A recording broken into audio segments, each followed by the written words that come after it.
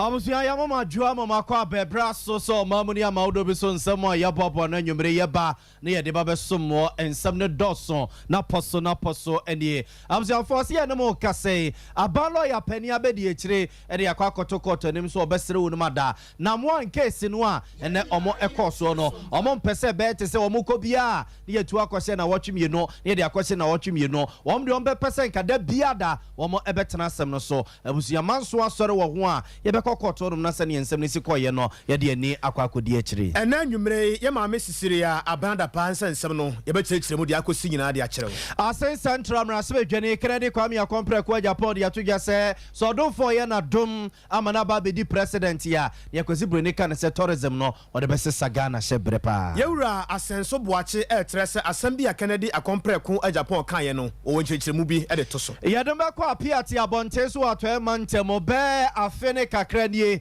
ene beto dwase topa ye bia kopai e makroni fa de ne nyina hyegrabu na busia tete so ma hyase a wo mo sa so epegya kroni bio na kwa koseseni Sompa FM nsamtwefo de ne bedi akira nwumre ne akobusa ba bia krono mo pegya na kwa kudurafa ene Kumasi High Court kwa atenase yenua be ma inspector Ahmed Tumasi yenua ba maadwoa oje ne nkwa adifiri nsam no court sesen yareme konfinfi mantam yatese na nana yimfu bi so akantama densi awe aboago so sama mpani na nadodan kwa kufuado ombe ma ni showdown demonstration pa enya asem ketwade asem na asi wode ato ye ma ye wo faase ne ye yere mu nketo a omo wie school no anim se ebeya omo ba fie no omo nya adwuma bi abusia weni afoforo pin wan ya kekese ne ne se kasia ba bia wo bia na nwumre ye ba ne ye dia ba besomo ye de aseda ma Universal Natural Clinic o sintini ni dompe ne mo de dompe ni se mu twetwo se buo sa frechie sa to de afa ho Universal Natural Clinic ne ye kanfo de ma wo na yade bia ne amoda ne pejame kosi awiem abusia fo hwe kwan se ba ma wo mefa won kono furniture Universal Natural Clinic ne mfedru enkan ebedwane e de afri ne pedue no mo Mizone 5G no yeguso aye nonom mo ahode soronko so mo otima ye adwuma bia o ye na Mizone so no o ye we ya wedding we ye party e proto obi ase o pe drink a be serve amana te wanimu a aye Mizone ye ka ho asem de kire wo e na 3A Herbal Center e de 3A co capsules abedwa so a koko no se de sitie bia se didi wani ase se didi wani so mo wani so aye ko ne aye tum ne ade ade nyina no abuzia fordo wani kire e herbal shop ne pharmacies a wodo no a also pe 3A co capsules so no one nom Food and Drugs Authority mpedin for agiatum anu ti enye na wodwa so and at 21st clinic so and a ban sciatica pa sentiri no afiri wusisi no efa eye wusirim edekwasi unankokom efa unantu edekwasi unampo no so se twetwe pedru ba bia na amanfo bi de kosie dua san asema kotie duro so asia bomedua ne ade ne nyedua bo ene nye obi aduro bia ene wakwa kotie tia so for ne 21st clinic na busia for yenhwe emfa ema womo ene ema ye vim ebo echi domo bo ya donte a enwumre ba bia wo bia ne yetimi ba na ya ba besomo wadwenche no nsusu obetimi de ya ba be kan wa bra o kan we social media platforms awdo ni nyina so oko Facebook wa aha Sompa 93.1 FM Sompa 93.1 FM na YouTube Sompa TV Ghana wadwenche no nsusu ode bia ho no mabuzia yeguso ya beka se no mamu no ya be kenkan ede amamo ya ne ya so manwumre nana ya obo amali bia boga nwumre mene nana kwabena kese obza for enya brain now fe somebody yenkomo ankasa emfa emamo ya mo hyase e de afri nam wan na na apia mensa ne nsansam no ho papai mama no tuade a wode aye Ghana ma de hye binom wo mayimo wo kwati men's gold wo se ukuta sika fabra obeda ni sika ko ema ode ato onum ama na wo wu a ema chesemfa so pre no a wo benya no ebe cha keti ahunwi ema nipa gi twi ade o musika ko ma wura yi no na eche kurewi ase na gese kutuma mi hoto agudie no ne adehye no adie no a watwa fufu afọ omatiko akowura omanum si yasurudu amana tramu num abusuafo asemi ehya ase di atrenche wo koto enye na afa ni entete ne se abalo ya paninu ma bamu a wona makwa akoso asem no mo se ba bi asem no makwa aduro bia no wo mo esum no ma atoa so apa dance afoforo ene kwadu foforo e de aboye wura na apia mensa dodo na asarma ne se namwan ene koto kotena asem no so e makwa adu ba aduasa nkono 39 charges ya omo edebo na apia mensa ne na pamfo no omo eche so omo so mu enye ye omo enifobia wo ho eno ti court hye se ne omo e mani belia sika omu twa ede ato ne tiri so 500 million Ghana cedis eno omu twa ede ato ne tiri so eno eche so won fa ne passport emeja court no na abribia yawada bia so don for ye yadom na secretary madabodwe moje die mafusa ne ante nkabone bia onfa ne ho nkokira posifo yawada bia na watwe bia onfa ne ho nkokira posifo na nemu ne yatete sa banlo ya pani abedi ekira ene on court ekobo charge wo court wonum no kire so onye ombesere court no se ba bia yaduru sesei se ne amanfo bi ha se ne nipa bi tete on na pia mensa nsa no omo ebepese nka da bia da court be makwan na kasem no matimi abaso na put it to you no etimi akoso ama dance for kra ewomu no omatimi afrefre binum ama maba be dia dance ma charge ya osi de bono na pia mensa no matimi dia bono ema eye emra edi no lawyer Alfred Tuyayebo a wona ya ban lawyer pani abedi ekire ena one ko gina mu ekobo kwadu na ne nsem a abusuafo wode tu dwamra wo mo ewi asem no no ne nsemtwefo ebutu mai kakra ewo court aboboa no. It's now well set to commence the hearing of this particular matter. And today we were in court for the first time in the High Court. We've dealt with the initial matters. The next time that we come, you know the witnesses that we'll be calling. But I can assure you, since this matter involves a lot of people, we'll be calling a lot of witnesses, people who invested to state their story. And so hopefully by the time we come back on the 27th, you have the full complement of the witnesses that will be called. But I can just only let you know that we are going to call a lot of witnesses to establish our case. No, definitely no. If you take the charge sheet, you realize that it's not all of them that we've indicated as people who deposited, but we take those ones that we think are relevant to prove our case. You see, at counsel for the accused person, that is the job that he's supposed to do as defense counsel. That's why I indicate to the court that we disagree with the theory that he has propounded. On our side, we are looking at what the law says. We are looking at various breaches. So if you have not mentioned sec law, it doesn't mean that ordinary case has fallen. No. We know what we are doing, and we know where we can get evidence to nail the accused person. I think his client had a thinking that having established certain entity, no law will catch him, so to speak. But we've also delved deep into the law. We've come up with these charges. Let's wait and see whether these charges are not the right charges that we have to prefer against the accused persons. We are of the humble opinion that this is a matter that we must apply to the courts for an expedited hearing. So at the case management stage, we'll put up that application and request the court, subject to the court's convenience, to have this matter heard on daily basis. We want this matter to be heard so that those depositors can know their fate, so the accused person also can.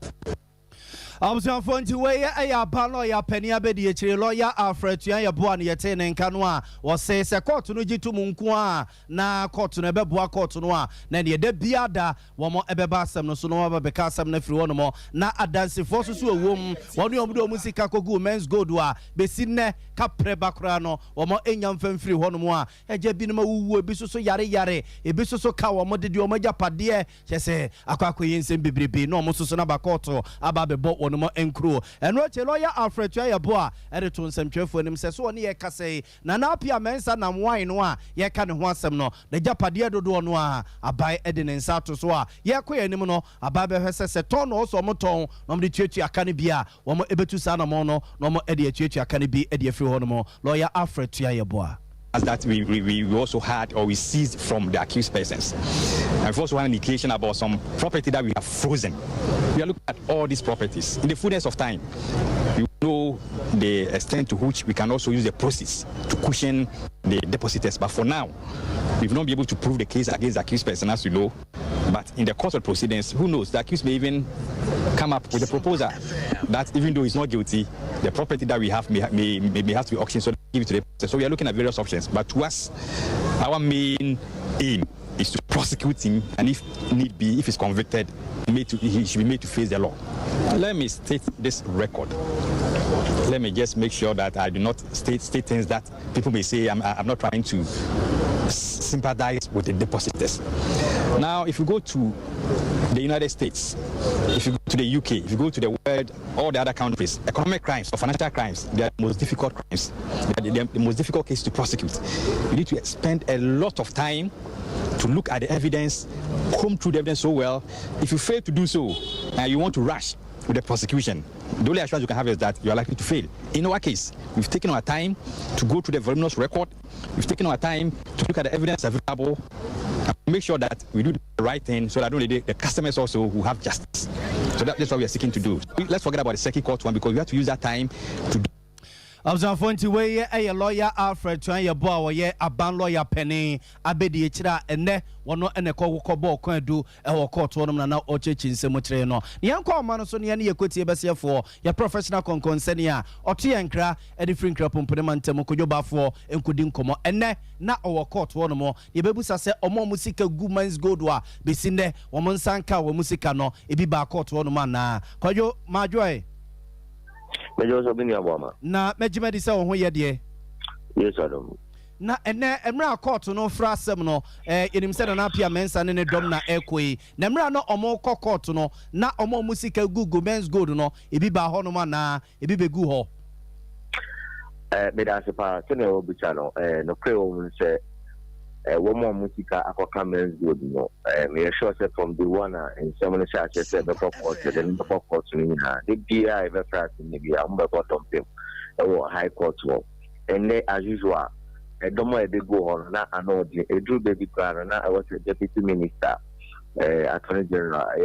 Tian Yeboah ni omumum ekokasa na omo assurance say aban no edie ejuma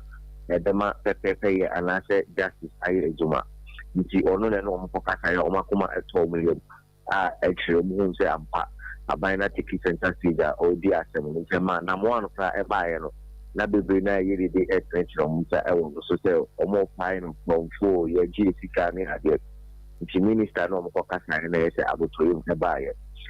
bra asem no e course no itintini ni tete atene na mo bi pie wo ho na oba ye no so no e jaja no tie adwom justice ye ene to wusu dapa mono ene na tie adwom a na ye oya api for judge na bra omudi intoni na e ba wie no omudi bail condition get to na one actually so omo say omudi 500 million Ghana cedis ye bail condition and that to so with 4 sureties and teacher which mean you see this bail condition with the money bail but as at now only there until MET to this condition to maintain me no kasa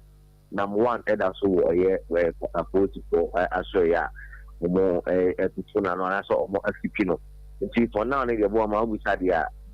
number one EDP mo wo so o musika ko kram so EDP mo ko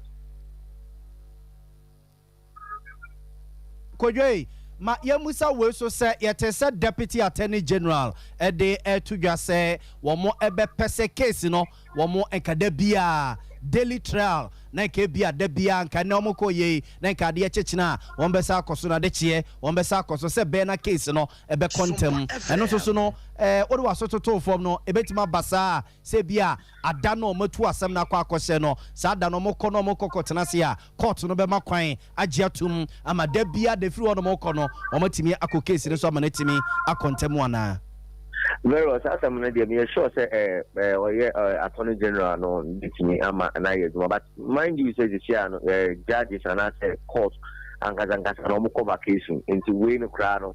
make say court no ana amaponi omo 2 minutes kakra na didi atemi na ono no attorney general so no e say attorney general ni be gu kwam no ene na e be yeduma say case we no we ni na dia dan say ache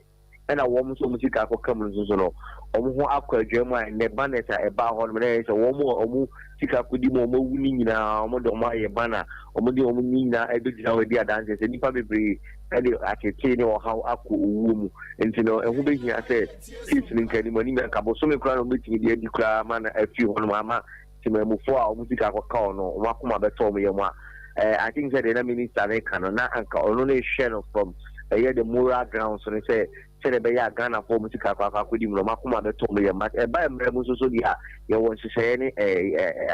akadia edi ye emra anamontu no ntimi tu say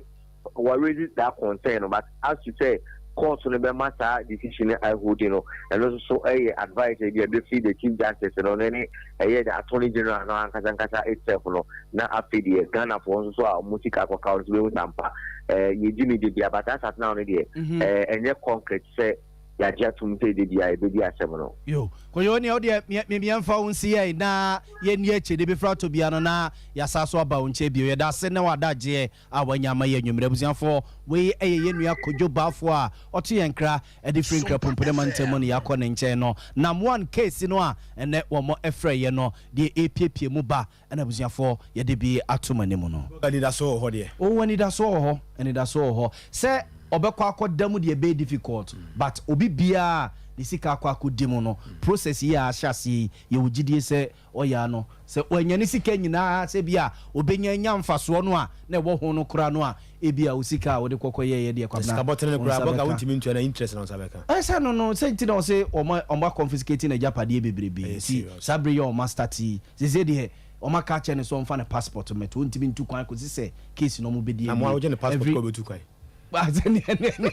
ebia no mo na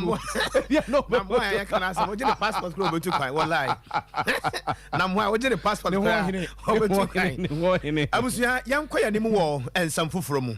de atie nie ene Accra High Court eko atenase ye ma me sisiria abranda pa ensam no ene yaduru so enwumre de esi ye nyina no ye to ye boase ya kirekire mu de akire wo sebe ya wo betensam no ase ene Accra High Court eko atenase ewo ye ma me sisiria abranda pa ensam no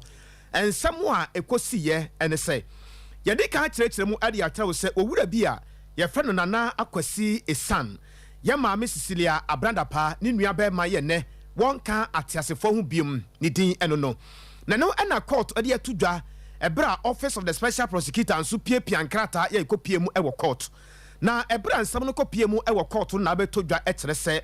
ye Nana Akwasi Esani na count na sika efirimu abre bia ekogu ye maame Cecilia abrada pa accountum yesi Nana Akwasi Esani na sika free na account mu de bia ekpogu ye maame Cecilia abranda pa accountum boba kai na wahye no so a office of the special prosecutor adi ne tumi krata eto ye maame ne sika kukuo ye account no so se wontimi enkom enkoyi sika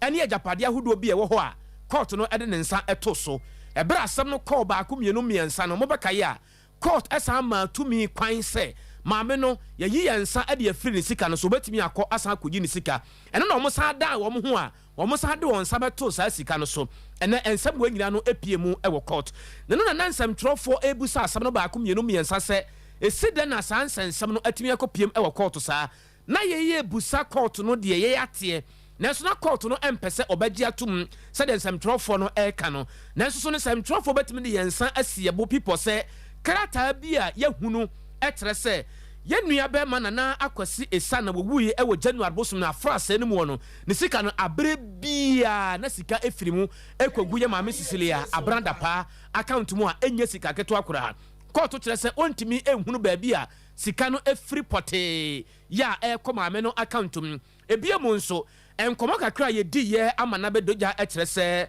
$10,450 million eye sika ekogu maame no accountum ebiam nso 11,280 ningna nso ye sika akogu maame no accountum ene court atrase amoye ne se nyame ya adom a high court no besa afre asam no biom nyame ya adom a October boso ye kowurum de toso edu enwotwe ena obesan afre asam no yesoso ye di akire di be firi boba bia no ye hye bobose ye de bedam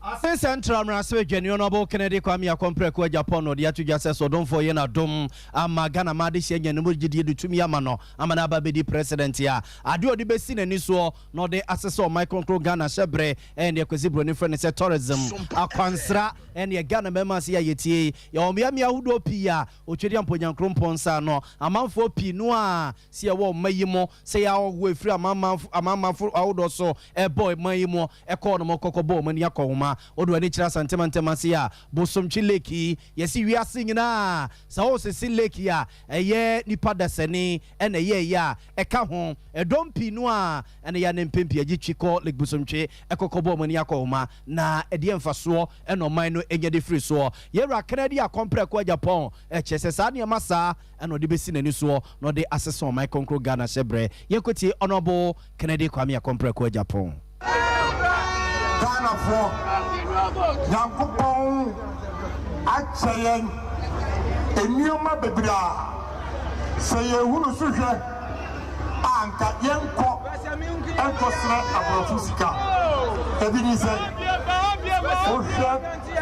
tourist attraction site yawo Ghana ha yebetimi develop no ama mrantie ne mabawa enye adwuma ye Yankopon chese niema we nyina enso no ye hunu suhwe I'm going to use tourism to create employment for the youth of this country. Ghana for Yankopon achayen enioma bebra say hunu suhwe anka yenko enkosre abrofusika ebinize tourist attraction site yawo Ghana ha yebetimi develop no ama mrantie ne mabawa enye adwuma ye Yankopon chese niema we nyina enso no ye hunu suhwe I'm going to use tourism to create employment for the youth of this country. Ghana for Yankopon achayen Abusia wa ya central mrasebe dwani honorable Kennedy Kwame Akompre ko Japan ena yete ne nkade no akire oba ya asantewa asante so odo ne kire National Film Authority a wona ye penimpa da no wono so e de nsem sei so bisa me say ahi ena ye generate e mu de se me kase minima na kanopa because yen to research and collective data. But one thing I can say for sure is that we check the number of people who are employed in the sector. So you count the number of people who are employed. You count filmmakers in town, you count lawyers, carpenters, electricians, all of that. You count homeowners, you count restaurants, hotels. Because filmmakers about the shooting film, I want to rent this annual money. It is filmmakers and the creative space, they are contributing a lot to the Ghanaian economy. And because of that, I say, we need the support. But I could not say, I told Ghana, and your filmmaker, I told Ghana, it is a young says a supportive film industry, a better Ghana. But I find an answer would be a supportive film industry. I find the supportive film industry. I say Ghana for Ankasa, your voice, a twitch. They are demanding that the film industry captures us, it represents us, it sells us, it brings in investment. You're making sure that you're buying any young Kasagana for you have supportive film industry and creative. I was going to where your buyer Asantewa Asante yete National Film Authority one day penimpa da no and I know no so ebobo so emfaso yenya e the free tourism industry no mo. Yeah, ni mo and some for your bus and Timantan crop on Kumasi was swafwa. Washe adansi na afensu enwuma ho ensam so yewura Francis asenso boache na nsam trofo edin komo na wo kire se Kennedy Akompre ko Japan aka asem bi akire no eye ne yapa na obekire mama Ghana 40 ase efi se ensam a opani no aka de afa ne ho no se wankire mu a Ghana force be fa sa asem no na omo so denam ena wo san wo se Kennedy Akompre ko aka akire wiase nyina se wono Francis asenso boache no omo bra bia empo se wo ba adenta kwa na wona adamfo ne da Panimi se wani na down for the no me madam for the da me Francis me madam for the da me to dan me to fie nya no yentene some of them ansem trofo o say na me tin down for bi fie e wa adenta property na me tin me na me toy e free obi ho a em se na down for na o ka no na wa ton sa property na me obi e na me to free obi fofo ni bakọ no enti property na me am tin ba se o si kan no as you said there meeting a down for nkyɛn na said you go me no fin say bia no bia na said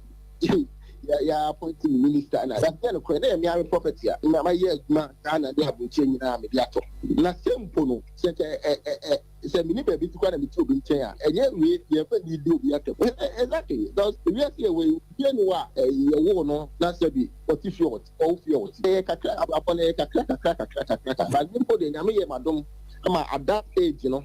we bought property in 2014, way before bad. No, my Juma, no, my consulting services, my businesses, Juma, Ghana,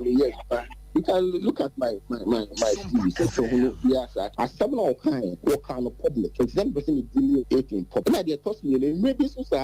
a brand new deputy chief of staff, or kind of once in this. No, me tea and my friend, Emma, you know, or catch me say, or go back to radio. Okay, so I Yewura Francis Asenso Boache and yet in Kay. Abusia ye demo free Kennedy Kwame Akompre kwa Japan komo yi hona ye demo kwa piati abonten so na be afe ene kakra nie ena rehosem si ye wa piati wato e mantemu ne nyina aye topa ye bi e kokopa ye na ekowiase chese nipa pinu ani prepra ye wo mo abesi ne wo mo gusugua ya sabe ya doctor for e wo so mo yo mo operation wo so mo miemi mo kroni ade abusia for mo da so agua ya sabe ya ye odom bi susu ho no mo a sa rehosem ne si ye no wo mo anu aduane asa ya besi ne wo mo ntime ensi wo mo dada mo bio adan pinu a ena chese kobase ye de grabu kasemo a ne nyina ehye grabu amanfo japade pinu a efi wo no mo ensa and I'm some penning for Quatico, so Montrase, no more enquiry one kubusa, but 1 plus,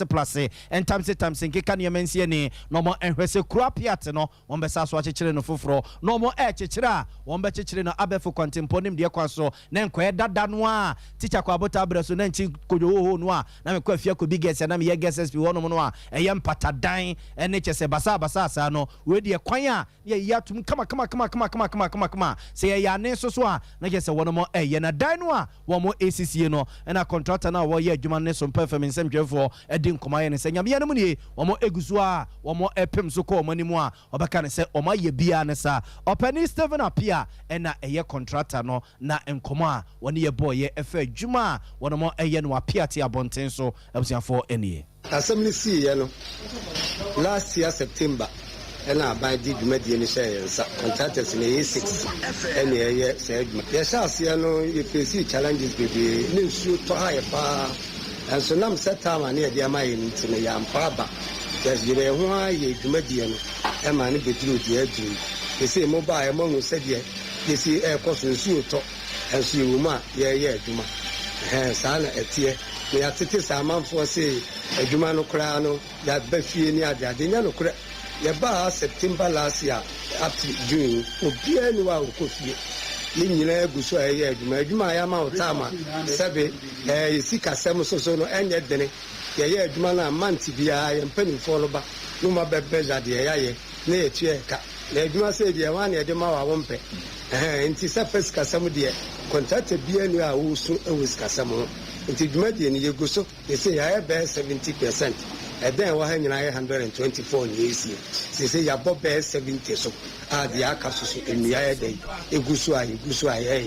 until Missy September no abide the Mayan, a bidu one, ne Jumano, Jerianessa, and I knew could have been 90% dear. Naya, ye quite wine in I guso, quota in Ama Crono, or by one who said, yeah, contractors no so about woman you quine. I will need to assume Gusua or more yet, more drinks in the other day.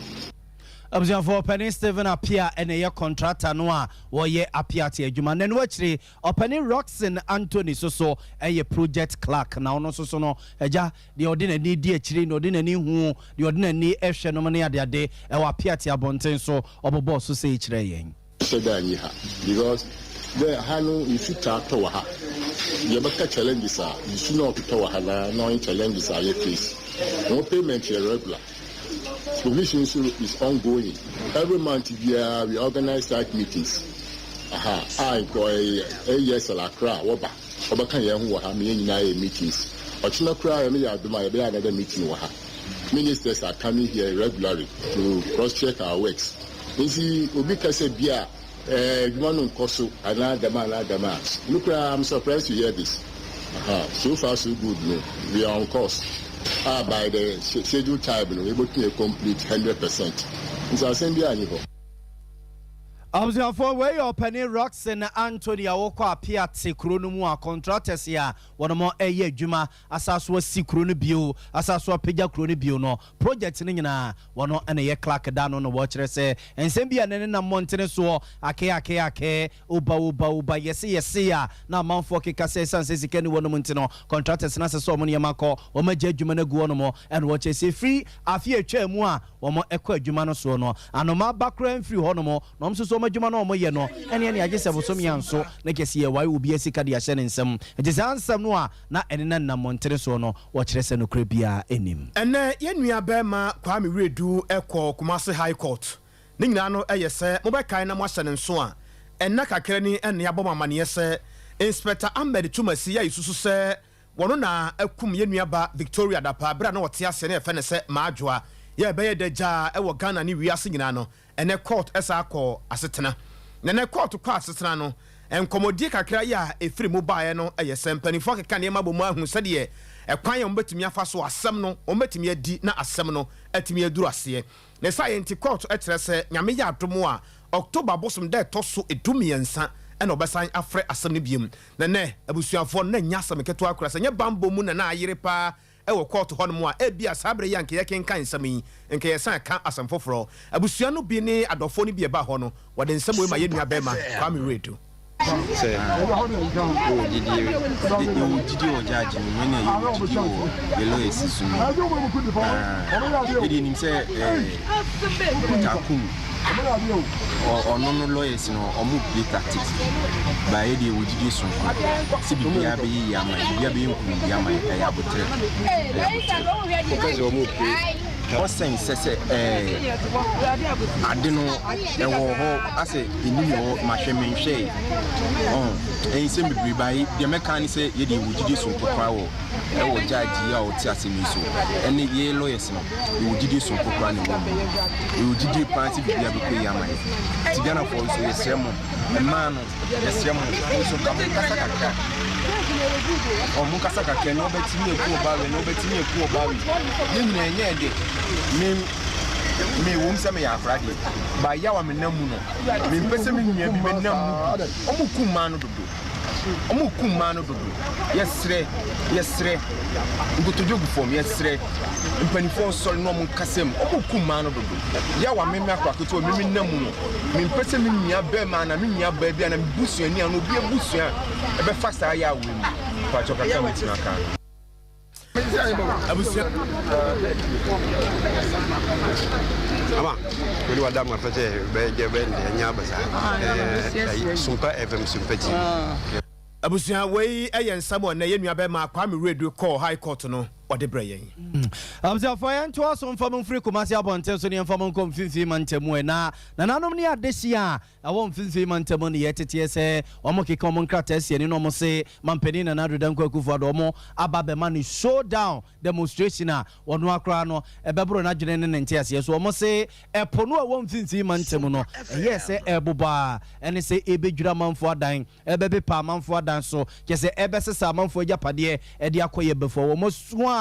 se beya empenimfo meye sa si defense wo yebi emfama wunum kese nsema mo kanyina kese empenimfo ne no o maso achi wo mo ntise odogo bi kuro no abedem pese o makwa komo na dwuma manaje so yaye na obi aman wunum na no afa se o mo diye na ohene popropo a owo eye ekon ye wo Cape Coast abonte so e wo mfinfi mantemo na Kwame Redu ababie wa otoso mienu ene ne domade tu dwa se babi o maduro sese ne de o ma wusa aban no brofo ene kasa obetia eye demonstration na demonstration no so mo beye no we na kwankwa ye nketenkete o ebebro ayi ono abokene de Japan ni showdown no kan ye no so we de showdown mu showdown pa enom de ba mama mpani akufo ado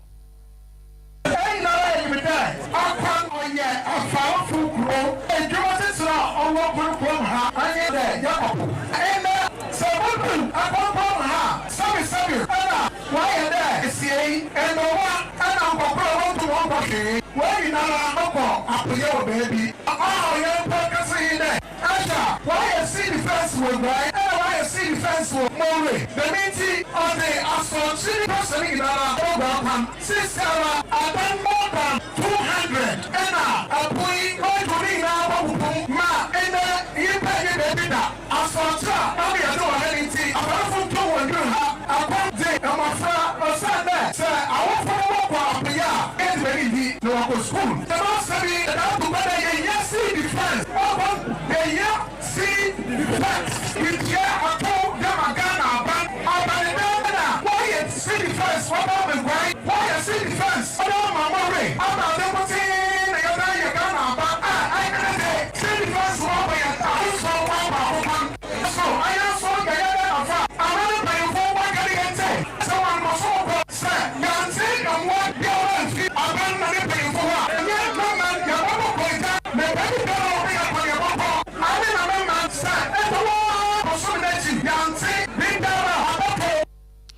Abusafo nti we ayo ne popropo wo kro mo no mo ye te ne kan ne no akira ade hia egu kro no musoso no de nsem sei eto ye nua Erika nan anim ya tumi mo say ya see difference e wo mia bebre but e kom from ha ya ye ko ni e ra ye impedifo aha suzu e kan o man papa ba ba say impedifo no mo ka say so this time around ya decided say there is somebody ever see ye dan hye ho no see difference no vote because aga go say impedifo no because how odi ye and this time around say ya na wo ko mo ano so afa mo ka say obedi anim na say the production dey e for us they are ready 24 hours say e tuo na say yeah to kwan bo a yeah beba mo dis a o boss be dis so so bia nyam po a mi be fam nim so a ye be kubu e ko be bia ya ma ya ni ambia ya bia o be twa fa su de ma na mi show me machines a say won they na the opportunity and da e ba o drop so ha until so one maya ya mo blood sia so ko to aba yeah na committee na e kam you want be one kwa mo bia for the car sia now what the police station why what ba e bi sile ya papa na do mai agi papa na po makira antu mama man kan na so na wa kira mu da ya ko fa da na so makara Abusafo nti we ya ade hia binum e won finfin mantemu Cape Sabonte so na no mo bobo mo nsam so e de akire ye nua eja nana oto ye nkrade finfin mantemu no enche na ye ma ene ye wo fase no ebewie senior high school nyame ye wadom na utimi firi mu fisa nkunimdifo a na wo kɔ wanim e wo abrabo mu aka ho bi ma wode wani kyerɛ mu e wo bekwaya pani kwankyerɛfo ye wo hwɛ enwuma sua ho nsam so e ye wuruayere Leticia Open wode ato ye nuanom anim sɛ uwie suku abafie no eno ntese gya asodie nyina ba o maame so akoda bi wo ho no mu a abochi kura wo ye kekekura nam ne mfikyire no opese ne maame na frɛ no obubu ne mawere edema no wo se nya ade se ebetimi aboa wo se wan kasa wo ye bibi de ma wo ho ene kwa se wo ba fie na fe na wo bebo mesha kese wo be sha wig akese empana kese na wo betwe amanfo kunu mu akese na wo beje wo mo akoda ne bi kura wo ho no mu a wo wie suku no ba fie a won pa brante o woni ahemfo pa ahemfo binum na betwe mpraje asase akoda we pa ne babra ma ne yeye sabasa ace na obenya ace ni gono syphilis ubenya no sesi a enti ye bibi ma wo hoen ene enkura wo ha be kwai senior high schools ene mass call mass na yakona ntimaba efia no pa isi mafia no mwewia chese ya video office bibia ko yi incident boni bia nsi enkura ni nyina ani abere a wo mo ye nso pe wo mo daachi yankopon adom edin wo ho anka wo mu ntimi kura no maba wo mu bebi wo madunu kura no Ewurade adom nanso omo ani abere nti ama omo ani abere pa omo ejo so he omo wie aka absenteeism wo fempa in fact opo memorial simo omo nyina aba sankura na ani abere pa omo ani abere omo antwene omo daache ho na se ya na ye hyase na ye hade nyame adom nkura no omo a omo nyem anyinsan ne omo abokura aba nti metu emayiwa no fo emayiwa no titiru se de tie bia no so he no nsan bra na beto aso ena memu ano nso so mo ma bibia nsi won kwan baabi o makɔhye biara a o mo won enso he ne kakra na aka no betimi aba ba ya aka na ekyire yi no o ma ye de aka no nso aka ntimi hye won kran usua de a nso he no emu no nso o betumi aye ye mei enche na wotwe ebesi mi ne de beba by 26 na o mo wie nso hwe na o mo be kofie ebre kakra beba be twem ansa na o mato aso mfimfin ho no o mo nkope bibinye bibi productive bibi adem faso de bebre o mo bi betime akosua ansa no dwuma bi obi nso betime aboa na wofo na waboaboa ho na wokɔ nanimu wɔ ntoaso school ayi tertiary no wanya bibi e de akɔ mo mfo mo ho enkoforefore ade a enye a ede amane ne asem e bebre wo mo ene o mabusua o mo ye ne saade a mo bra abusua ukɔ bekwai e wa santemante mo ne pani kwankyerefo hwɛ ngoma sua ho nsɛm e wɔ mpɔtam hɔ ne din ene owura yere Leticia wɔpen na ne kurakura mu nsuso no ye ne ye yere mo nketo ye nua mma no ne wɔ faase no mu bi nso ya wɔ tworo so hwebusa mo sɛ ne ye se mo tworo kɔ mas pa aro square ne ho ahwan no e kɔ sɛn next time we are money na ngum kakama ya ene paper be no mo etu sha ne de no de ne ma ne de ma mo drawing ne dia ama eno kwa na boa ya nye sa pa de anka kenti edi next time we are money na abusua enya bete o wa ma yanko ya ni moy Abzafo ya twaso na wasi exams ya ye mane ye nuanom nkuma no omo ede kwa kogu nyankopon ya domo a ebinom ewie china ebinom soso ebewie eye yawada ebisoso ebewie Friday na eno na Kumasi Metropolitan Assembly penimpa yera Sompa atu anamotu mpasa kakra o Kumasi abonte so se ye nuanom nkuma no a omo etwotworo wasi exams no wo kɔ na agya odani kotwa wisi anu ne tia santem akwa wetworo no a omo etworo exams no se yesi ko na okoye no otu nkoda no fo se ayeri sei no a omo ababe wie school no obo se nkoda no bi se last days are dangerous na omo de mre babe so omo nsam suku nkonya no omo se no suku tebra no omo se no eda no so a no omo tworo ho ebia ayi to pack I was here some no atworo e de agu school da no azafo ye koti orabo sampai na futu a wode ema nkwala no ye bedu hanom bibia ekoso kama nipa wo ha mebo yisifo na ba so efise wo mu se nipa ndo so no wo mo edin vidie ni bi aka ho party for na ebo ha no so no de ba ye hu basabasa bia ansampo ne beba no ne anti basabasa bia well normal with registration say ubenya party for ma akumienu bia mo beja chini wo ne ma bi ho we no enha adwene sa de best friend say Ghana na ye chichire infrani mabre ene eno mu wie nsohwe na mre bi atwamu ya na ombewie school no no mo de ntokwasem seniema na sefo ntine ese ne ba rounds ne ka mo mu hu se ejapade bi amkoto no school mu ho no se ye school dia se ye individual bi master bi na mistress bi ho ejapade no o mu ni kwan so o mu do mo nsa ebeka se be yo mbebo ho ban mo mu nuanom so aka akire no o mu so ba o mu so benya saa ejapade no edi asua ehoma no ene na ma yako schools no yako Anglican Senior High School yako Armed Forces Senior High School yako Prince of Peace Girls Senior High School and Yabaji Ekufo Senior High School Ekufo Senior High School almost first time I was much wasi any almost school na say enche uba utmi so mo ehia akandie pa so wo hwe be bonkum so a pavilion akese mi na ho no me be ye mi yo na hwe se ye be ye ma mu no mo ye enso hwe no eno so na nchen no afrase ye dua nua no ha na be hya ase si ye dua nua no na me ankasa me ba ma be hwe me dia me dua ye no me nu am dua ye no aye kama pa according to headmaster si da ba mi kwam dia no na eye pa na che se nyame tai akiri se de ani so de hu se ye pese Kumasi and the Ghana a green. So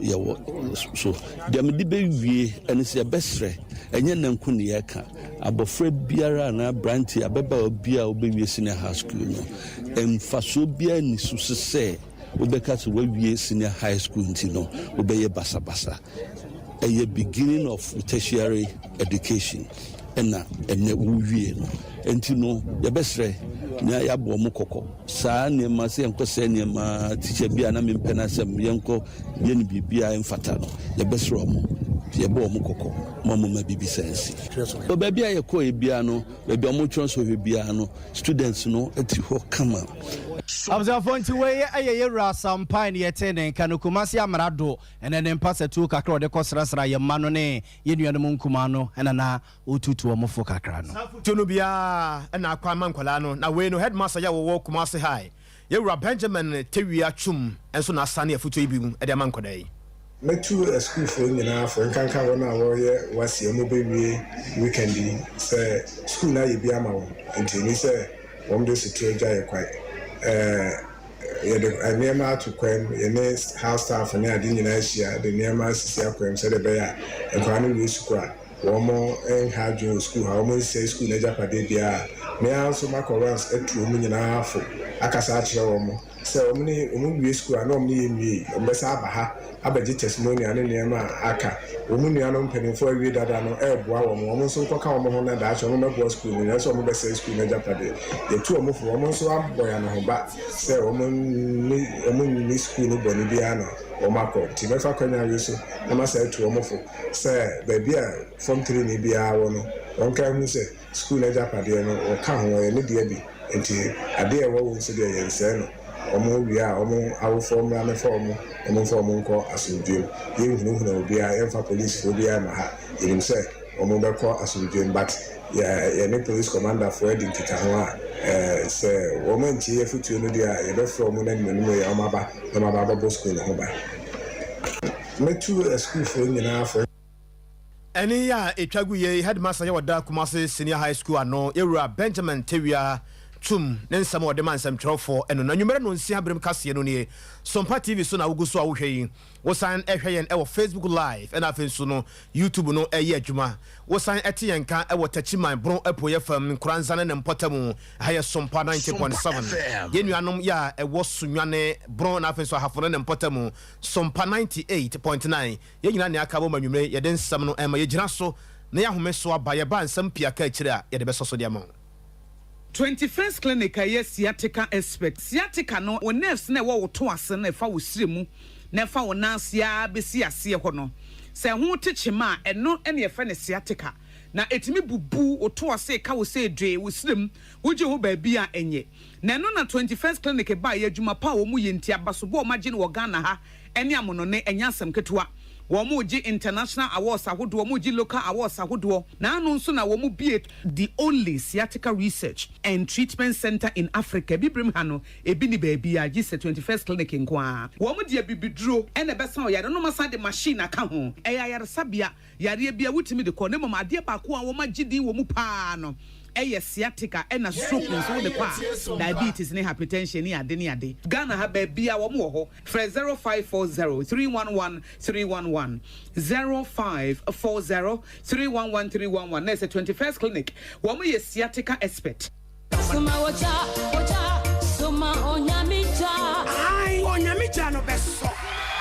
Omayiri yawo edubuachi onyame akoa ya wieye bre wade tumi ahye ne wo free food for thought adehye nyina ene yankwankwa bi a how done so September Liberty Conference epepaso ne bebaso Maranatha Evangelistic Ministries Kumasi Harper Road asemu ayakasa ho ye free asomafo se etiedio no nwochi temumi no akopempiensa Acts chapter 28 verse 2 to 3 Shaneson say we ye burning of arrows part 2 anopano sia pepepepe Brown Kunkru Bejaye, a 30th September, Kumasi Atum, Harper Road,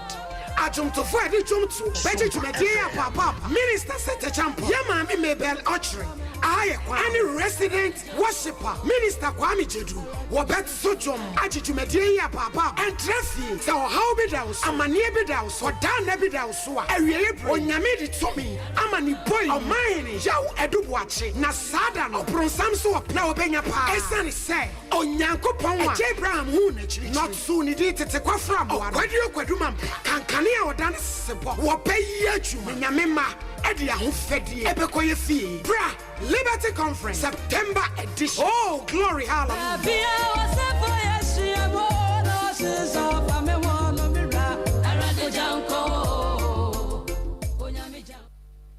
I was your voice, also, Mama Kwababio, about Sompa FM 93.1 FM abusia ana Sompa television ye nwumre no nsia kase so ye nto akase no so mamona ye mfamo enko abato kom sanem penimfo wona matena ye momo no tua say ye churchuru din Ghana made so made 18 years na wo mo a bibi nti o mantima churchuru mu din no abato kom sanem penimfo churu mu din akwa abato ngoma no mo se be na December eye assemblyman abato no ye be kwa akoto no o betima to bie na nyakopo ya adoma afia ye kwa akoram so no abato ye beto de yi mampene ene mrase ujafo so no o matoa so tima kwa akoto to be na sadi ntro no a ekono na abusu adu ani chirafo no Southwest abato mpeso ya so e wa santemantema ya lawyer Kwesi Kwache seba wope MP die e wa afo no Southwest abato mpeso ya no so akwa kotum pasad na ni coach wisi a na wona ti asantemo eje wakwa akofe ne pepe e ti se jare bob de akwa kodi akiri e no otum na ntene maba wanefo se opa amanyoku a edi mpuntuo ene yeyo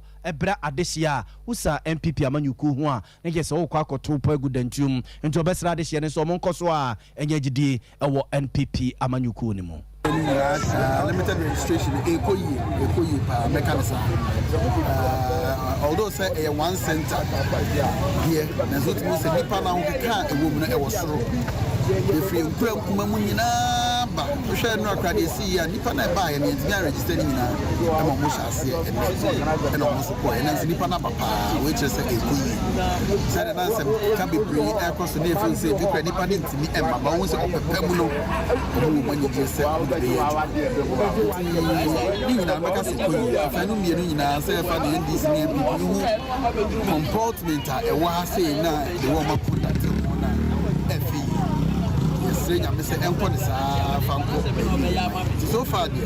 I will say so good that's so adwuma we no enipa ho adwuma enoma bi ho so wontimi nyi mfiri ni pass system ma ni ebi ne aduane a yedi ensu aye no na so wapa for fa nipa Yakopon so ne de na so ati nsu ewie mama ye ma bibi a ye nso so no akonkai tumi ne obisa ya na ensem kakra be ma ye nuanom nkuma enne Obviously, phone to where a lawyer Kwesi Kwache seba wope MPD ewa for no Southwest abaton person so MPP amanyuku ni demo ene yetene kanen wachiri na MPP chairman Yera Kofie champion so no ede aseda ma lawyer sabri bia obebo party no ewo manamuntu omutu nyina mo kama nyaso myetewi yasa wa mana mse ye no one district amakawu no so as wasa car cross wa ba emishla emse bebi abekwa nguvin bi obo party office so we emishla bebi ko lawyer ba ko pe o constituency ya phone to where you for no Southwest abaton person so ne yeko ye dentro na abaton komisan mpenimfo etro no echirisem ne ne piepie mo babi no afeyanko ND samanyoko no so afamu omo so kasa ND samanyoko no ka kire Ghana fo nyina ese enye se bia yisi no mo tano da bi no mo de yisi do mbe da tano obi anyame ya adoma 2024 no mbe declare Mahama winner no da omo ntimi ntana sa da biara ma ne nyeye na we no Mustafa Gbande wono na ye deputy general secretary de ma ND samanyoko no kire se obi a ombetena se di ya hwese Mahama his excellency Mahama no ya yisi ya ne be declare na mom no ade a omo kan se di ntro na ne ma bi nkoyi a omo ka ho asem ewo minister NDC the electoral commission in Tibonet because electoral commission abe declare John Dramani Mahama as president in December 7th. So no, cost no. It will be challenges, challenges that are well prepared for, challenges that are not prepared for. So na yakasa near stress of the abetness and Nema. As we speak today, no, Ababetum said registration, you know, Ghana Mabruna, Womucho, within the majority of them, any Ghana card, and they are using the guarantor system. Now, guarantor system, so no such as the Nipa Mienu, Ube Kurasti about the Nipa Mienu Beka, Hondiaba, Ebianamo de Motu, and a Matsa so about district capital. Nearby and so because of technical challenges as a result of machine speed and a breakdown and a network issues, you know. If you only part 500 Bigala anymore, 100 penny a bit in register until the rest are supposed to go home with their guarantors and come back the following day. When you go through these difficulties, we can avoid these difficulties if we decentralize the system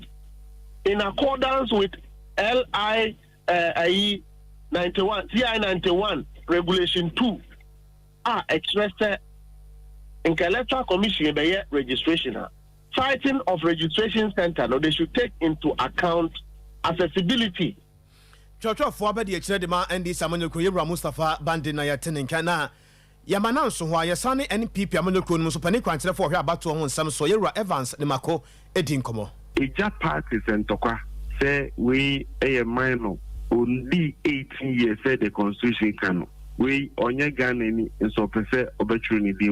We are next parties and San Boca a review with the electoral commission. And no comply no winning any animal NDC parliament engine to muda. And only the compliance easy say obey the limited registration exercise. You beat me and say obey no on the district office. At the bed in Kakra Abre parties. New Patriotic Party, ye who thing. If they say to me, boy, me anum kuma, or more edumu so 18, Umutumi Aquania Trumudin, a call voter register. And see, a wedding,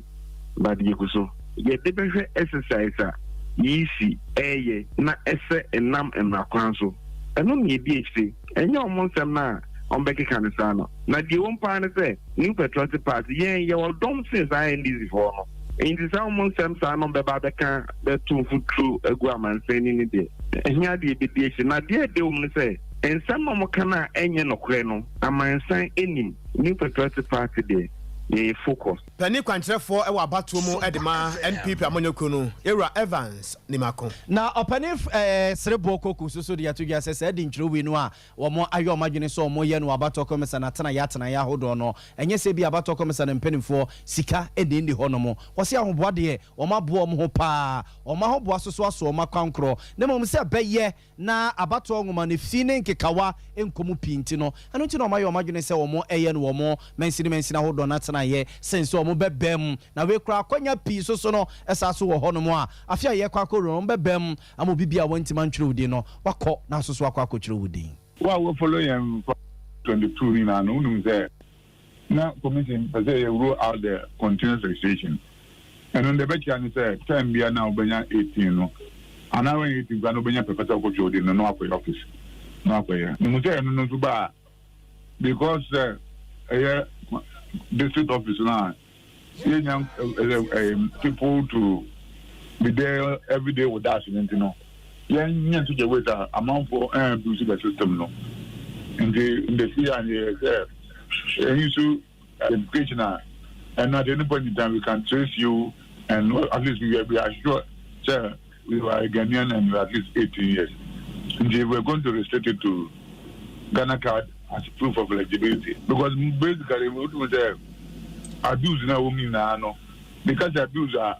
or more 18 years or make your day, no more than a form then, and to do another guarantee system. So, and you wanted to remove all those things. So, by one does I know card, I know upon a coach with it. And a budget and plan everything for 2022 were based on that plan and here was put into, you know. And to me and go to India. It is because of say it is built was based on the project is there. The better continuous rotation. Now so use Ghana card internet draws our program here, which is here now. And I'm out there continuously. They are planning ahead of them. MPs now and I said they approved the budget to the way we plan for this year. For Dr. Siribu Okoku ye penin power share abato nsensem so ewa abato komisana tena ye ne yetene nka no ye gina we su no nwumre ye de kase ne si yemfaseda ema Universal Natural Clinic oseme nka nkyerɛ se entini ene dompe no se mu osisi o dompe no so no se ebu sa frechie sa tode afa ho wanya accident pay se dompe no bu yetimi amana kase ni but still what pain so mu a Universal Natural Clinic ne ye kan for de ama wo hia massage bia Universal Natural Clinic stroke no the ayo bia stroke na kan to them man yebusu ye twen se ba ma wo mefa wonko wada ne pejame kosi awiemu a abusu for Universal Natural Clinic se yen kan cho se fo ni chiro matera ye na eduro edro hopa womo atonso esli heya womo ebebu nsumu honomo eni womo ni nkomo 0200158272 0200158272 mizone 5G ni eguso aye nonom wo ye party wo ye wedding ope drink papa eye natural sort yes ye say mango mango nkoa say pineapple pineapple nkoa say anka orange so a no nkoa ye fa bibia mfrem ene oba akoso so a yaka fruit ni nyina bom sa edepa but the sikire nim into wo ye party wo ye wedding occasion bia ope drink obe serve na te wani ma hye wani monyam a mizo ni ye kan for de ama wo na energy drink a say obi enum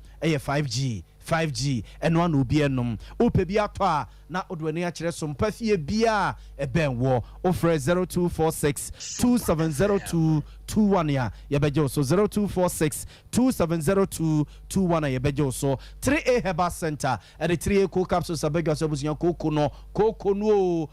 dru baby kra na ma be ma sem no kwa na ekofom onya 3A cool capsules wa eye 3A Herbal Center for the abega so a abusunya for bebo pa amanfo se koko ne dro na koko de wuntimi ntu ase onya edu papa nti na wote wono mo a utietie na amanfo eka no for the doctor authority mpedifo agiatum koko nti da bia wani ya koko nti da bia wani su ya otum koko nti da bia o minimu ya ohene koko nti da bia wasum na ade ne ma chichiri wasum a abusuafo eye koko na koko nti be ma wo kodua so se ya se moja e be pram wo che wo ba ne bosumi aso abusuafo fo ne kire herbal shop any pharmacy shops awodo nyina mo na kope 3A cool capsules na enonom food and drugs authority mpenifu agiatum Colinac Herbal Dani Herbal Misty Herbal ni apidang so no obenya biato 0546107107 0546107107 and sciatica ne de abusuan for 21st clinic ne ye kan for the ama wo se makachiro se entire no afri sisie nim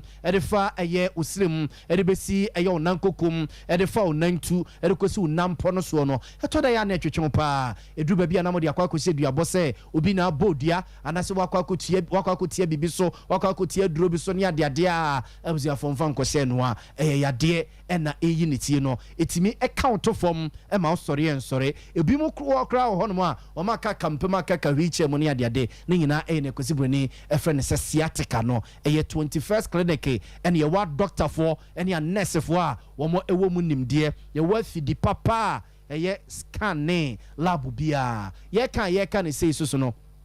enye sciatica yade ne nko ene ye hwe 21st clinic ono mo yade bia